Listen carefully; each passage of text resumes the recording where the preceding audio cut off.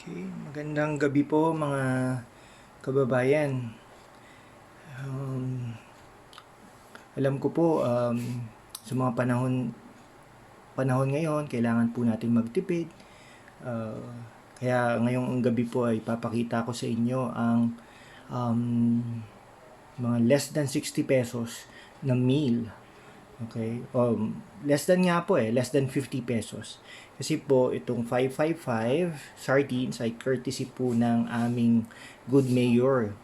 Shout out po nga pala kay Mayor Joy Belmonte ng Quezon City. Mabuhay po kayo.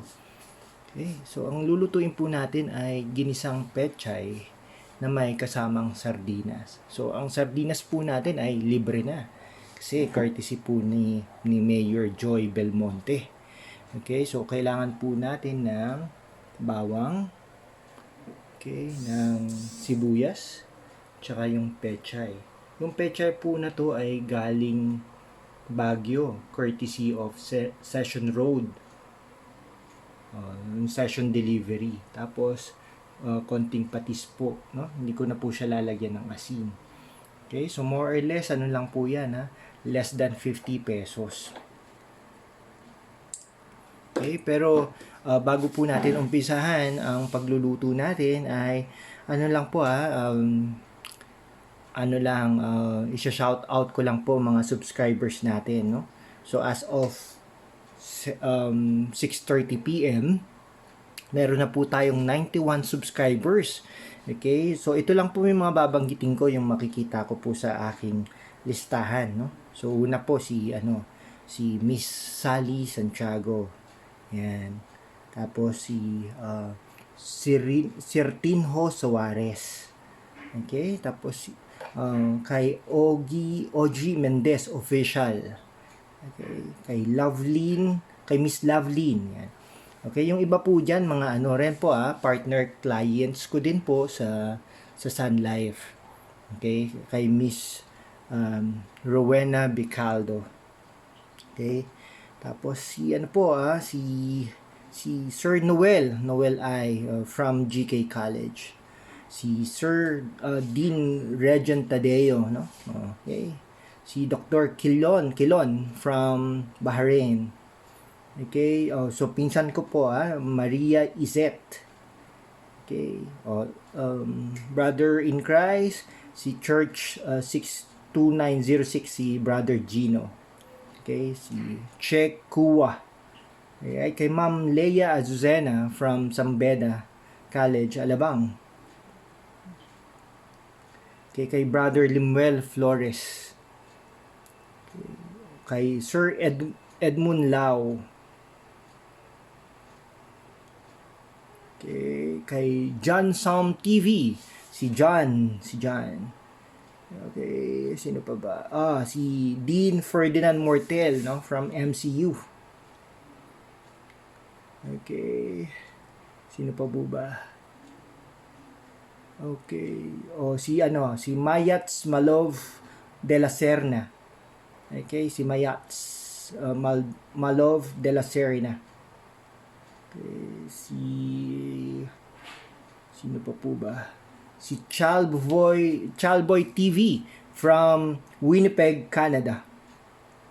Si Sir Dads Roa. Okay, sino pa po ba? Teka lang po.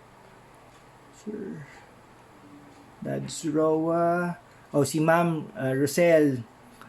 Ma'am Rosel from GK College. Okay, thank you very much, Ma'am Rosel, for subscribing to my channel.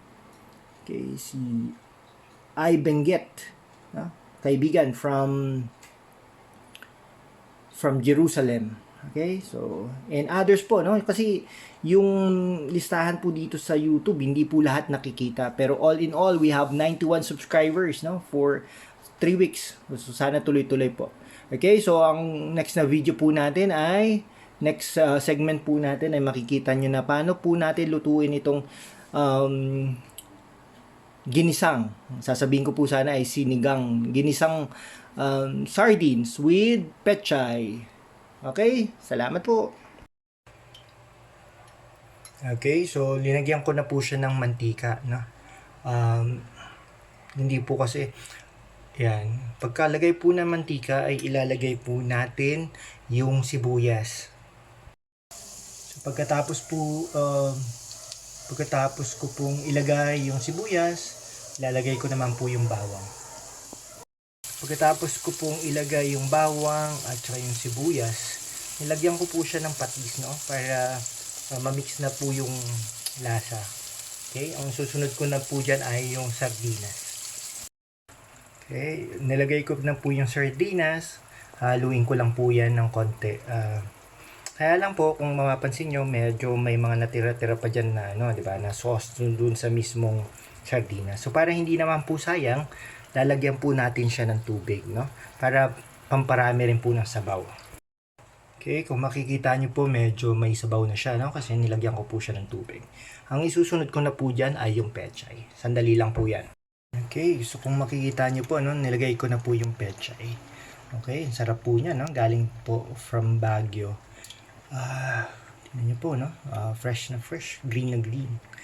Okay, so ang gagawin ko pong next ay haluin ko po yan. Okay, i-mix lang po natin para ma-mix natin yung sardinas. Okay, so na-mix ko na po yan, no? Kung titingnan nyo po, no, medyo masabaw siya, no? Masarap po yan. Tapos, ang gagawin ko po ngayon ay tatakpan ko lang po yan. So, in 3 to 4 minutes, pwede na po yan, no? So, ganun lang po siya kadali. Mura na, mabilis pa, no? Mag-enjoy po tayo dito. Okay, so tinakpan ko po siya. So, in 3 to 4 minutes, okay na po yan. Kakain na po tayo. Walk with Lan. Okay, so ito na po yung natin. Ginisang sardinas with pechay. Okay, so maraming salamat po, Mayor, for your guidance and help to the Quezon City residents. Mabuhay ka! Walk with Lan!